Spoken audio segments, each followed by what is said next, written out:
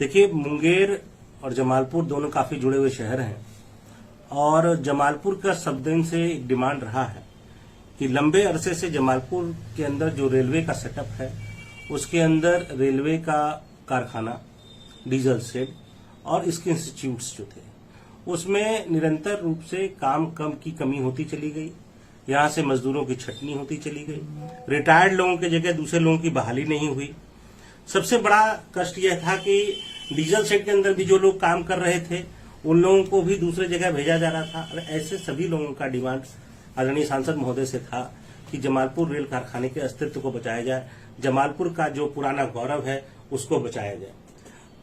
माननीय सांसद जी ने सदैव कहा कि इसके लिए वो लगातार प्रयासरत हैं। उन्होंने सदन में भी सवाल उठाया। जब यहाँ डीएलडब्ल्यू यानी डीजल लोकोमोटिव वर्कशॉप को बंद करने का निर्णय होने लगा तो माननीय सांसद जी ने इसको सवाल को उठाया और यहाँ इलेक्ट्रिकल वर्कलोड को बढ़वाया। लेकिन यहाँ उसे बनाए रखने और उसको विस्तृत करने के लिए और बहुत सारी चीजों की जरूरत थी। माननीय सांसद जी पिछले दिनों भी जब यहाँ आए हुए थे मुंगेर में तो यहाँ जो चैम्बर ऑफ कॉमर्स के साथियों के साथ उनकी बैठक थी, उस बैठक में भी लोगों ने यही सवाल उठाए थे और उस वक्त भी उन्होंने आश्वस्त किया था कि बहुत जल्द वो भारत सरकार के रेल मंत्री को लेकर के जमालपुर आएंगे, जमालपुर रेल कारखाने का विजिट कराएंगे और जमालपुर के लिए जो बेहतर से बेहतर हो सकता है वह करवाया जाएगा। इसी वादे को पूरा करने के लिए वो लगातार रेलवे के संपर्क में हैं और माननीय रेल मंत्री जी ने भी समय दिया है। जल्द ही मुंगेर में रेल मंत्री जी के साथ माननीय सांसद जी आएंगे और वो जमालपुर रेल कारखाने का वो देखेंगे और उसके अंदर जो कुछ भी बेहतर किया जा सकता है जिससे कि जमालपुर का पुराना गौरव और उसका अस्तित्व लौट सके, इसके लिए निर्णय लिए जाएंगे। पिछले दिनों जब रेलवे की जो बैठक हुई थी आसनसोल में, माननीय सांसद जी की तरफ से हम लोगों ने वहां पर डिमांड भी दिया था कि जो है जमालपुर रेल कारखाने में कारखाने का वर्कलोड बढ़ाया जाए और साथ ही साथ डीजल शेड के अंदर भी जो इलेक्ट्रिकल इंजन का देखरेख हो रहा है, जो मेंटेनेंस का काम हो रहा है, उसमें भी अब लोड को बढ़ाया जाना चाहिए। जैसे कि जमालपुर डीजल शेड में अभी 21 इलेक्ट्रिक लोको का रखरखाव हो रहा था, जिसमें से 3 रिटायर उस वक्त हो गया था जब मैं पिछले साल वहां गया था तो, और 18 लोको का काम चल रहा था। इसको बढ़ा के हम लोगों ने डिमांड किया था कि 100 इलेक्ट्रिकल लोको की देखरेख का काम जमालपुर डीजल शेड को मिलना चाहिए और अभी जो मात्र डीजल के 45 लोगों का ये देखरेख हो रहा है इसकी संख्या को भी बढ़ाना चाहिए, इसको भी 80 तक ले जाना चाहिए कम से कम। इस पर निरंतर जो है टीम आई, उसने देखा भी है, कुछ लोड बढ़ा भी है और हम लोग को पूरी उम्मीद है कि आने वाले समय में जब रेल मंत्री जी जब आएंगे यहाँ तो हम लोगों का जो डिमांड है कि 100 लोगों का यहाँ देखरेख का काम हो वह निश्चित रूप से मुंगेर को मिलेगा, जिससे कि न सिर्फ यहाँ के मजदूरों के ऊपर जो खतरा मंडरा रहा है यहाँ से ट्रांसफर होने का वह बचेगा, बल्कि और नए लोग भी इस कारखाने के अंदर डीजल शेड के अंदर बहाल होंगे और इसका रौनक बढ़ेगा, जमालपुर का रौनक इससे बढ़ेगा। वहीं जमालपुर रेल कारखाने के अंदर भी बहुत सारी संभावनाएं हैं। यह ऐतिहासिक कारखाना है, 125 साल इसके हो चुके हैं। 125 साल में इसने बहुत सारे ऐतिहासिक काम किए हैं और अभी बहुत कुछ ही करने की कैपेसिटी को रखता है। हम आज इसके अंदर सिर्फ जो वॉक्सवैगन पीओएच का काम होता है, लेकिन इसका ये कारखाना निर्माण करने की क्षमता रखता है।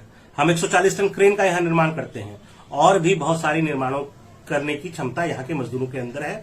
माननीय रेल मंत्री जी जब आएंगे तो विभाग के लोग इस पर गंभीरता से विचार करेंगे और हम लोगों को पूर्ण विश्वास है कि आने वाले समय में जमालपुर रेल कारखाना को भी नया वर्कलोड मिलेगा और जमालपुर कारखाने का विस्तार होगा। जी, आपने कोलकाता में जो बैठक आयोजित की गई थी रेलवे की उच्च स्तरीय और आपने माननीय सांसद महोदय का प्रतिनिधित्व किया, तो वहां आपने बहुत ही समसामयिक मांगों को रखी थी, तो उनमें कौन प्रमुख मांग है जो बताया जाए? देखिए, मुंगेर के लोग जो है जब से वंदे भारत का परिचालन भागलपुर हावड़ा के बीच शुरू हुआ तो मुंगेर के लोगों का डिमांड था कि वंदे भारत एक्सप्रेस का जो परिचालन है वह मुंगेर से हावड़ा होना चाहिए।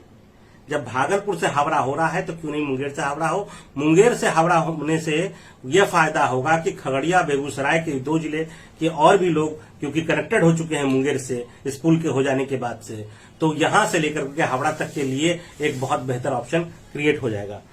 तो ये बहुत जरूरी था और साथ साथ हम लोगों ने डिमांड किया था कि कुछ ऐसी एक मननपुर का जो अपना ये बरियारपुर से मननपुर का रेलखंड का 2006 में संभवतः जो है इसकी जो है घोषणा लालू प्रसाद जी ने की थी, और उस पर काम फिर कोई शुरू नहीं हुआ।